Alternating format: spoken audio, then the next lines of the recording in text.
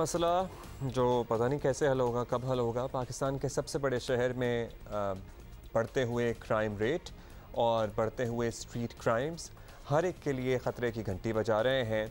और कोई शहरी अपने आप को लिटरली स्ट्रीट क्रिमिनल से महफूज नहीं समझता। कराची में हर गुज़रते वक्त के साथ स्ट्रीट क्राइम में लिटरली इजाफा हो रहा है। आज हालत यह है कि कराची में कोई खुशनसीबी होगा जो स्ट्रीट क्रिमिनल से महफूज रहा हो या हो।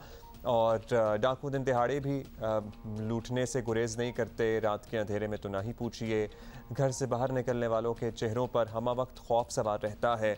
और अफसोसनाक या तशवीशनाक सूरत हाल ये है कि जो लोग ज़िम्मेदार हैं या तो इन्हें इदराक नहीं है या ऐसा लगता है कि वो हक़ाइक़ छुपाने की कोशिश कर रहे हैं। स्ट्रीट क्राइम है ये कराची का पुराना इशू है। आप उसको कंपेयर करें कि भाई कराची का क्राइम साहब रजिस्टर्ड यहाँ पे 82,000 लास्ट ईयर हुआ है, तो लाहौर का क्राइम लास्ट ईयर जो हुआ है वो 2,03,000 हुआ है।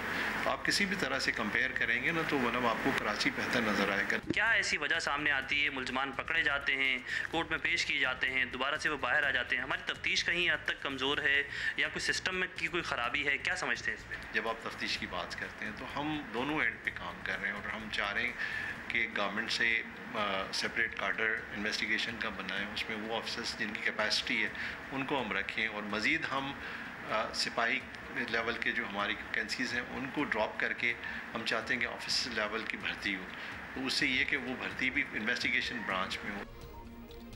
इससे पहले एडिशनल आईजी जावेद आलम ओढो ने भी इस किस्म का बयान दिया था। आमतौर पर देखा गया है कि कराची के शहरी जराइम के इतने आदी हो चुके हैं कि अब लिटरली रिपोर्ट कराना भी शायद ज़रूरी नहीं समझते।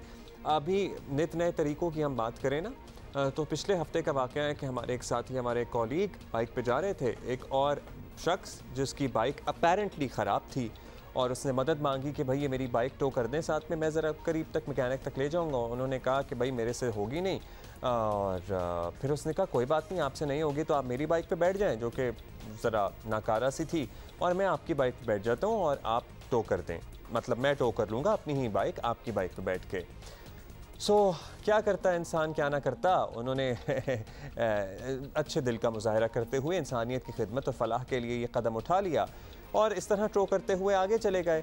एक मौके पे महसूस किया कि ज़रा स्पीड तेज़ हो गई है पीछे से जो टो की जा रही है बाइक, और फिर अचानक से स्पीड स्लो हुई और पीछे मुड़ के देखा तो जो उनकी बाइक थी जिस पे वो शख्स सवार था जिसको मदद चाहिए थी, वो लेके बाइक रफू चक्कर हो चुका था। This is happening around us. So बेहतर है कि अपने काम से काम रखें। मतलब ये कहना तो नहीं चाहिए, लेकिन this is what is happening around अस। नेकी जैसे कहते हैं ना, गले पड़ जाना। फ़हीम सिद्दीकी, ब्यूरो चीफ, जियो न्यूज़ कराची, हमारे साथ मौजूद हैं। फ़हीम भाई बताइएगा, अब ये जो आईजी सिंध साहब कह रहे हैं कि इतनी सूरत हाल दिगरगू नहीं है जितनी हमें लग रही है, या शहरी हमारे इर्द गिर्द जो हमारे जानने वाले हैं, दोस्त हैं, रिश्तेदार हैं, शिकायत करते हुए नज़र आते हैं, हक़ाइक़ क्या है? आपके पास तो फैक्ट्स एंड फिगर्स और नंबर्स होंगे। स्ट्रीट क्राइम शहर में कुछ महीनों में बढ़ा है, कम हुआ है या स्टैग्नेंट है? देखिए, सबसे पहले तो मैं सिर्फ ये जानना चाहूँगा कि आईजी साहब ने यही कहा ना कि स्ट्रीट क्राइम बहुत पुराना मसला है। मैंने सही सुना ना? तो यही कह रहे थे ना भाई, कि पुराना मसला है को हल करना भी तो कोई काम है ना, उन्हीं का काम है अपेरेंटली।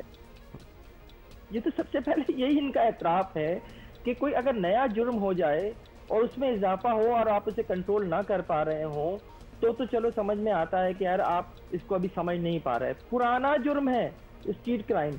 90 की दिहाई में मोबाइल फ़ोन आया, उससे पहले जुर्म को जो है राह चलते अगर किसी को लूट लिया जाता था तो वो रहज़नी कहलाता था। 90s में जो है मोबाइल फ़ोन आया और मोबाइल फ़ोन के आने के बाद मोबाइल फ़ोन छीने जाने की वारदातों को स्ट्रीट क्राइम का नाम दिया गया। तो आज जनाब स्ट्रीट क्राइम तो 30-32 साल पुराना मसला बन चुका है। 30-32 सालों में आप इस मसले को हल नहीं कर सक रहे, आप स्ट्रीट क्राइम को रोक नहीं पा रहे, आप स्ट्रीट क्रिमिनल को नहीं पकड़ पा रहे, तो इससे बढ़कर एतराफ़ क्या हो सकता है कि आप नाकाम हैं? सबसे बड़ी बात। फिर ये मुख्तलिफ वक्तों में कह देना कि जनाब हम ये कर रहे हैं, हम वो कर रहे हैं, ये हमने बहुत सुना है, लेकिन हमें स्ट्रीट क्राइम कम होता नजर नहीं आता। आपने बिल्कुल ठीक कहा था अपने इंट्रो में कि कराची का शायद ही वो कोई खुशनसीब शहरी होगा जो ये कह दे कि मेरे साथ स्ट्रीट क्राइम की वारदात नहीं हुई, और कुछ तो ऐसे खुशनसीब भी होंगे जो ये कहेंगे कि मेरे साथ तो दर्जनों बार ये वारदात हो चुकी है।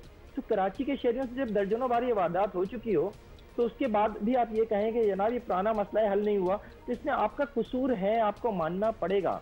देखिए मैं आपको एक बहुत छोटी सी एक मिसाल दे देता हूँ, अपने साथ हुए स्ट्रीट क्राइम के ऊपर रख के छोटी सी मिसाल देता हूँ कि ये कितना ऑर्गेनाइज्ड क्राइम है। एक ट्रैफिक जैम में मेरे साथ वारदात हुई, मुझसे जो है मोबाइल फोन छीन लिए गए। मैंने पुलिस को कहा कि जनाब ये बंदे हैं, इनकी ये शनाख्त है, एक शख्स की हाइट बहुत ज्यादा है, इसको आप आसानी तलाश कर सकते हैं, इसे तलाश कर लीजिए। चंद घंटों में पुलिस जो है उस बंदों को उन दोनों को उन्होंने तलाश कर लिया, गिरफ्तार कर लिया, मुझे तस्वीरें भेजी, मैंने कहा यही है। उस बंदे ने उस वारदात के फौरन बाद मेरे मोबाइल फोन कहीं जो है वो बेच दिए थे, कहीं ले जाके दे दिए थे, जो वो करते हैं। पुलिस उस बंदे को तक पहुंची तो पता चला कि जनाब वो बंदा अवेलेबल नहीं है। थाने में उस शख्स के लिए चलकर एक सियासी जमात के कौमी असेंबली के उम्मीदवार आते हैं, पूछते हैं क्या मसला, क्यों से तलाश कर रहे हो। उसे बताया जाता है जनाब इस तरह से फहीम साहब के साथ वारदात हुई, हम उसके मुल्जिमान को तलाश कर रहे हैं। एक वाकया हो गया, जिन मुल्जिमान को थाने में पुलिस ने बिठाया हुआ था, जिन्होंने वारदात की थी, उनके लिए एक मजहबी सियासी जमात की जेली तंजीम के ओहदेदार आते हैं, कहते हैं कि जनाब आपने इसको क्यों बिठाया हुआ, इसे छोड़ दीजिए। 2 जमातें हो गई। जब मुल्जिमान को अदालत में पेश किया जाता है, मुझसे कहा जाता है शनाख्ती परेड के लिए चलिए, मैं शनाख्ती परेड के लिए जाता हूं तो आईयू मुझसे कहता है आप जिस शख्स को शनाख्त करने जा रहे हैं ये इलाका दीर का रहने वाला है, वहाँ लश्कर इस्लाम का अमीर है, तो आप जरा सोच समझ के कीजिएगा। एक वाकया, 3 जमातें। ये तो मैं सिर्फ इस क्राइम के ऑर्गेनाइज होने के लिए आपको ये मिसाल दे रहा हूँ कि ये हाल है इस शहर का, कि इस शहर में स्ट्रीट क्राइम जो है वो बेसिकली अर्निंग का जरिया है, वो बेसिकली कमाई का जरिया है, वो बेसिकली फंडिंग का जरिया है। सियासी जमातों की भी फंडिंग इसी से होती है, मजहबी जमातों की फंडिंग भी इसी से होती है, इलाका गैर में काम करने वाली कालेदम तंजीमों की फंडिंग भी इसी से होती है। तो कराची के शहरी उस फंडिंग का एक जरिया है। और चूंकि हमारे जो ये माशाल्लाह से पुलिस अफसरान हैं, जो हमारी दीगर कानून नाफिज करने वाले इदारे हैं, हमारी जो ये गवर्नमेंट्स हैं, इन्हें इस बात की कोई फिक्र नहीं है, उन्हें कोई फिक्र नहीं है कि जनाब वैसे फहीम जितना कॉम्प्लिकेटेड ये मामला, और आपने थैंक यू कि आपने इतने आसान अंदाज में हमें इतना कॉम्प्लिकेटेड मामला समझाया है, और हमारे ये चश्मकुशा जो इंकशाफात हैं हमें हैरान कर गए हैं कि किस तरह से ये सारा नेटवर्क और किस किस तरीके और किस किस फ़ायदे के लिए चलाया जा रहा है। मुझे बताएं तो फिर हम पुलिस को क्या मोरद इल्ज़ाम ठहराएं जब जो MNAs MPAs इनको जवाबदेह करते हैं अपने सामने, जब वही इस सारे मामले में मुलव्विस होंगे तो फिर पुलिस क्या करेगी नीचे?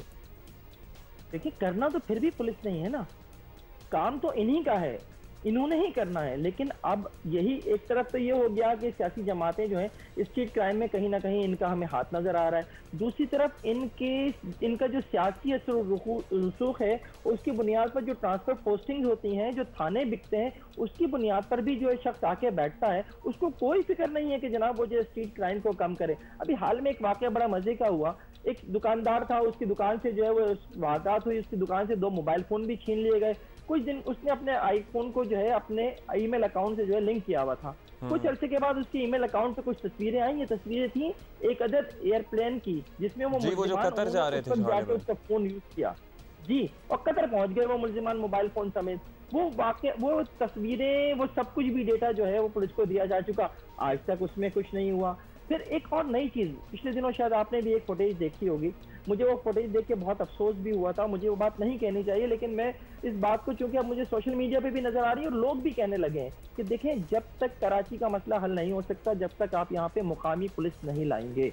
पिछले दिनों एक वीडियो थी जिसमें दिखाया जा रहा था कि शहरियों ने जो है एक डकैत को पकड़ा है, एक क्रिमिनल को पकड़ा है, स्ट्रीट क्रिमिनल को, और एक पुलिस अफसर आके उसे छुड़ा के ले जाता है। तो अब ये सवाल उठने लगा है कि जो मुल्जिमान, और ज्यादातर वारदातों में हमें यही लगता है, और जो सेंट्रल जेल का जो और जो मैलिट जेल का जो रिकॉर्ड है वो भी ये बताता है कि 90% जो वहां पे लोग मौजूद हैं उनका ताल्लुक इस शहर से नहीं है।